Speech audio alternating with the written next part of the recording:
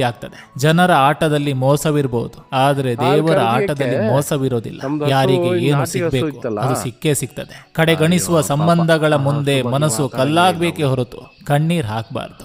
ಹೂವು ಇದ್ದರೇನೆ ಸುಗಂಧ, ಹಣ ಇದ್ದರೇನೆ ಸಂಬಂಧ, ಇಷ್ಟೇ ಜೀವನ. ಶ್ರೀಕೃಷ್ಣ ಹೇಳ್ತಾರೆ, ಯಾರನ್ನು ಸುಲಭವಾಗಿ ನಂಬಬೇಡ, ಯಾಕಂದ್ರೆ ನಿನ್ನಿಂದಲೇ ಎಲ್ಲವನ್ನೂ ತಿಳಿದುಕೊಂಡು ನಿನಗೆ ಮೋಸ ಮಾಡುವ ಜನರೇ ಹೆಚ್ಚು.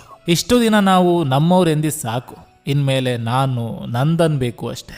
ನೋಯಿಸಿ ಪಡೆಯುವ ಖುಷಿ ನರಕಕ್ಕೆ ಸಮಾನ, ನೋವಿನಲ್ಲಿ ನಗಿಸಿ ಪಡೆಯುವ ಖುಷಿ ಸ್ವರ್ಗಕ್ಕೆ ಸಮಾನ.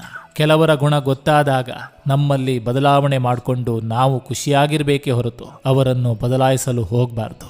ಮೋಸ ಎಲ್ಲರೂ ಮಾಡ್ತಾರೆ, ಆದರೆ ನಂಬಿಕೆ ದ್ರೋಹ ನಾವು ತುಂಬ ನಂಬಿದವರೇ ಮಾಡ್ತಾರೆ.